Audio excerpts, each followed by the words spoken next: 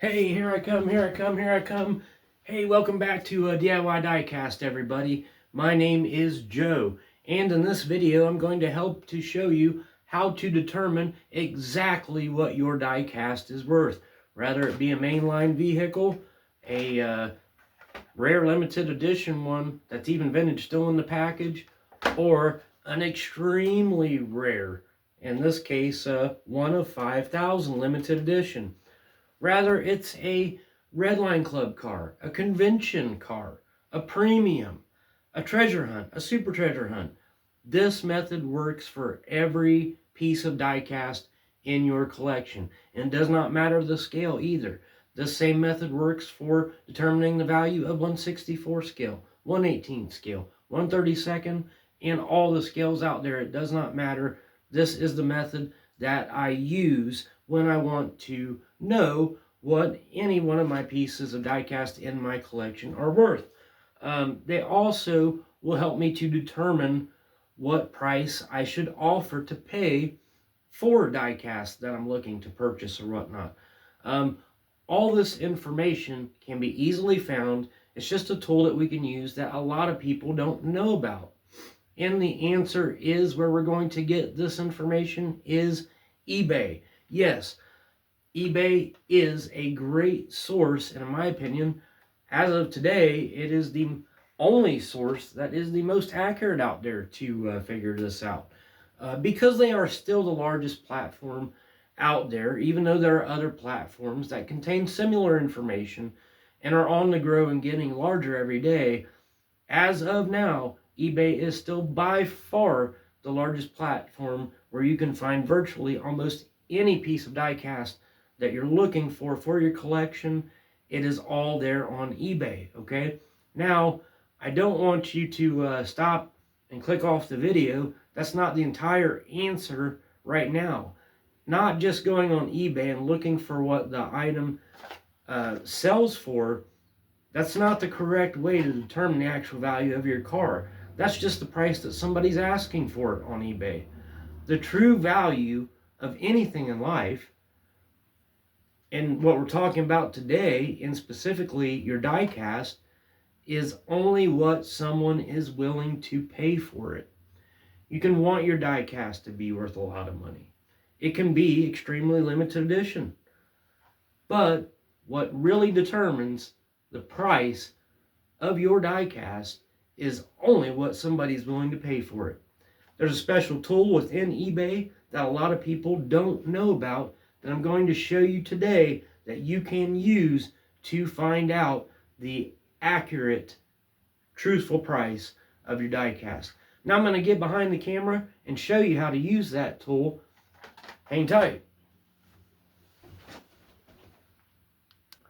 All right, just a few examples before we get started. That car I was holding up and waving around, it is this Matchbox 75 Challenge, only one of 10,000, okay? And this is a vintage car still in the package from 1997, okay? Pretty, very limited edition numbers on this car. Very similar to the numbers that were in production of the first treasure hunts when they were released in 1996. Only 5,000 of those, I believe, were produced. And then just a few years after, we got to around 10,000, same number of production of this car right here. And we know what the value is of those original, or what people are asking at least for those original treasure hunts, okay? So this car, in theory, if it's rare and only one of 10,000, should be worth a lot of money. Another example, this one here, and probably the best example I could find out of my entire collection, is a limited NASCAR from Racing Champions from 1993 with a limited edition number of one of only 5,000. Just as rare as those first 1996 Hot Wheels treasure hunts, okay? But so many more things are considered to determine the value of a car, okay? Obviously, condition is going to also affect what the value of your diecast is worth. Not only the car itself, but the packaging. And you can see the packaging is a little rough and creased in some places. That is certainly going to affect the value of this car. So when I show you how to use this tool on eBay to determine what your diecast is worth, you may be surprised to find out that even though you have very limited edition cars, that they may not be worth as much as you thought they were. And that may seem unfair in some cases, but hey, life is unfair. But the true and actual value of any diecast, rather it's a mainline, just doesn't matter what it is only really what somebody is willing to pay you for that. It doesn't get to be determined by hype either. This little critter keeps showing up in a lot of my videos. It just seems to be such a great example for a lot of topics in our hobby, and this was a very hyped car. Hype does not consider the value of your diecast. There were people out there that paid anywhere from $6.99 clear up to $100 for this car over the last year, and it had nothing to do with it. I mean, it's exclusive. It's a 7-Eleven Speedway exclusive car, but exclusive does not mean limited edition. And even if it were limited edition, doesn't mean it's going to be worth big money. We need to find out what people have been willing to pay for the car that we want to know what it is worth, and that will tell us exactly the value of our car. Now, another tool that some people would say is more accurate would be an actual Hot Wheels collectibles price guide, okay, or book. The problem with those is that as soon as they come off the press, hit the shelves in the stores or wherever you purchase them, that information is already outdated and old. Some new products have been released that you won't even be able to find in there. There are collector's guides clear back from decades ago that the price has changed drastically. So anything on paper, booklets, unfortunately, they make great collectibles because they're part of the hobby, but they're not accurate to determining the actual price of your diecast. Now, as I said, just going to eBay and looking for what your vehicles sell for is not the accurate way to do so.